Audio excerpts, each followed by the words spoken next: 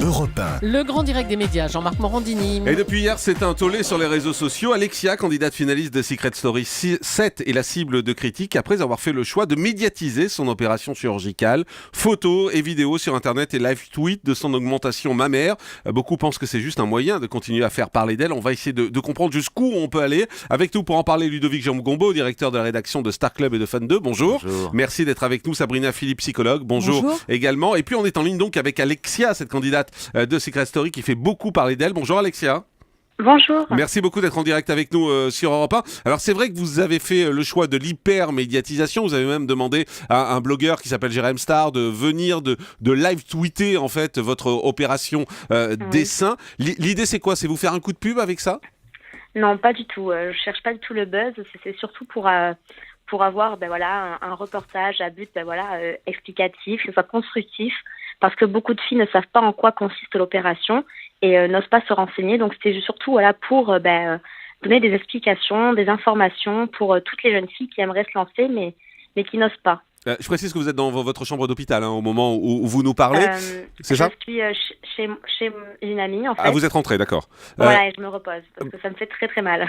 Ça vous fait très mal, mais l'idée c'était quand même de faire parler de vous parce que en fait vous n'êtes vous n'êtes pas médecin, donc pour expliquer les conséquences d'une augmentation mammaire, voilà, on n'attend pas ça peut-être d'une candidate de télé-réalité. C'est pas votre rôle. Mais justement, avec Jérém Star, dans le reportage, le médecin intervient, le médecin explique vraiment l'opération, il explique vraiment les conséquences, les risques, et il n'y a pas que moi qui parle en fait, le médecin intervient beaucoup et explique vraiment l'opération. Ça lui fait un coup de pub à lui, quoi.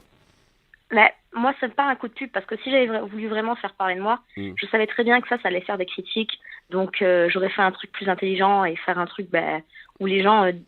dirais du bien en fait, parce que là je savais très bien que ça allait critiquer. Il y a beaucoup de critiques sur les réseaux sociaux. En échange de la promo, il vous l'a fait gratos le médecin? Non, pas du tout. Vous avez fait un prix? Non, pas du tout. Non. Bon, vous regrettez aujourd'hui Vous regrettez d'avoir médiatisé ça ou pas? Non, pas du tout. Je regrette rien du tout. Malgré les critiques. Non, malgré les critiques, parce que j'ai quand même aussi des bons retours de filles qui me disent moi je trouve ça super intéressant. Ça a été justement constructif. Je trouve que c'est intéressant de voir comment tout se déroule. C'est juste que parce que je suis une fille de télé-réalité, ça fait parler de moi. Alors que pourtant, quand on voit d'autres reportages sur la chirurgie, là on dit rien. Ouais, mais c'est des reportages journalistiques, ça n'a rien à voir. Voilà, mais après par exemple quand on voit les émissions comme Baby Boom, on voit carrément, on assiste à un accouchement et personne ne critique. Donc pourtant ce sont des inconnus en fait. Donc que ce soit moi ou une inconnue, c'est juste le fait que je sois une petite télé-réalité qui est fait parler en fait. Exactement. Merci Alexia en tout cas d'avoir été avec nous, candidate de Secret Story 7. Je vous voyais lever les yeux au ciel, Ludovic Jean-Gombaud, en l'écoutant. Oui, pourquoi? D'abord parce que Alexia ne doit pas ignorer que le fait qu'elle soit une ancienne candidate de télé-réalité fausse un petit peu la donne quand même. Alors, c'est pour ça qu'on en parle, autrement on n'en parlerait pas. Oui, effectivement, et c'est pour ça qu'elle en fait parler. Si sa démarche était uniquement à vocation pédagogique, pourquoi pas? Mais on est aujourd'hui dans un problème beaucoup plus large que la communication ou le buzz ou bad buzz. Parce que quand elle dit qu'elle ne l'a pas fait pour faire parler d'elle parce que ça lui attire des critiques, le bad buzz, je le rappelle, est aussi une forme de buzz. Donc il y a cette recherche plus globalement, en sortant du cas d'Alexia qui était juste le point de départ, mais il y a cette recherche quand même de notoriété absolue à tout prix de la part de ces candidats. Ça continue à exister en fait. Le vrai problème est là et on le constate de manière tout à fait dramatique par le biais de la fréquentation de plus en plus importante de chirurgiens esthétiques, plastiques par tout simplement des jeunes personnes. À 16-17 ans aujourd'hui, on consulte beaucoup pour éventuellement passer à de la pose d'implant mammaire, à de la rhinoplastie, à de la liposuction. Et évidemment le modèle des héroïnes de télé-réalité, pas qu'elles, mais de ces bimbos, on va dire, surféminines, ou en tout cas qui présentent des formes tout à fait outrancières et exagérées. Ce modèle renvoie un message qui est: pour séduire, il faut ressembler à ça, pour avoir du succès, parce que c'est le cas d'une Zaya, c'est le cas d'une Nabila, il faut ressembler à ça, et toutes les jeunes filles qui veulent d'une certaine manière se rapprocher de ce modèle, font un pas vers un modèle qui est tout à fait fictif en fait. Sabrina Philippe, vous qui êtes psychologue, on voit un changement chez ces ados, c'est-à-dire que les nouveaux modèles, c'est ces filles au gros sein, et quand on est une jeune fille, on se dit il faut être comme ça, pour plaire, parce que c'est les nouveaux standards de la société qui sont imposés finalement par la télé-réalité. Ces nouveaux standards sont en effet imposés par la télé-réalité, par les médias, et en effet on constate chez les jeunes filles de plus en plus jeunes une sorte hyper-féminisation, mais qu'elle ne s'approprie pas, et qui peut passer également aussi à l'extrême, par la chirurgie esthétique.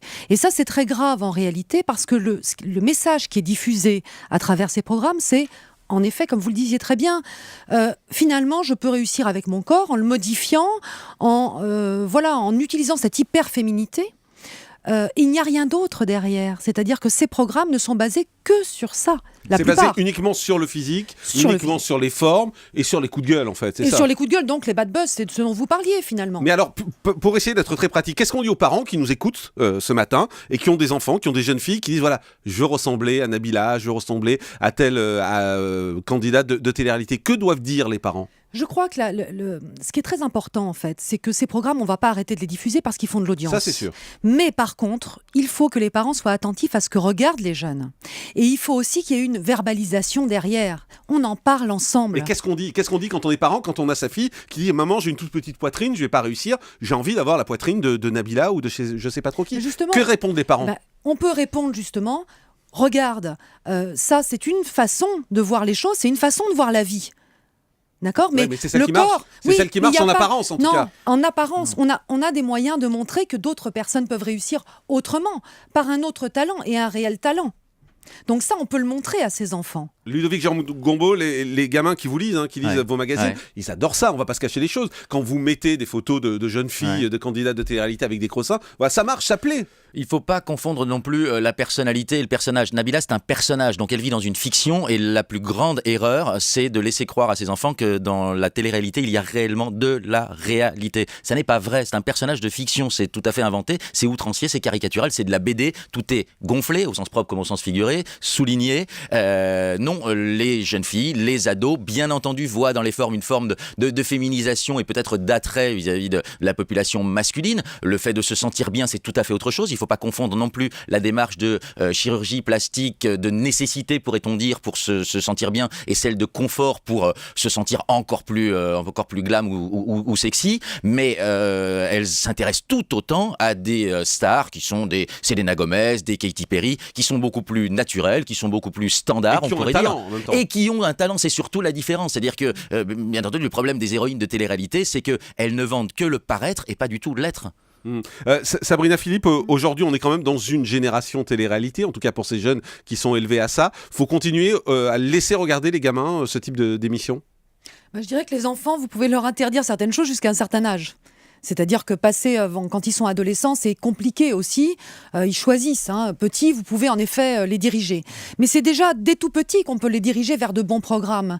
Et quand vous dirigez un enfant vers des choses intéressantes, ensuite, il peut aussi avoir sa critique. C'est-à-dire qu'on peut leur apprendre aussi à critiquer ce qu'ils regardent.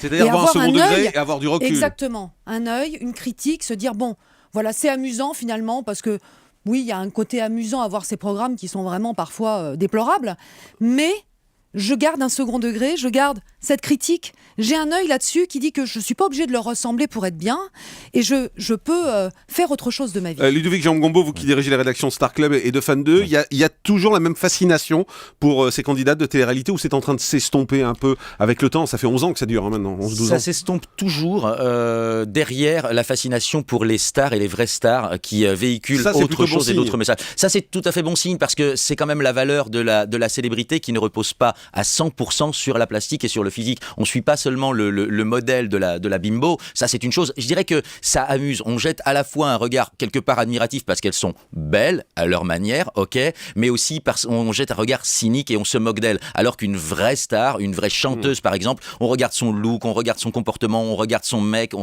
c'est quand même la vraie admiration et c'est ce qui déclenche vraiment l'attitude de fan. Europe 1.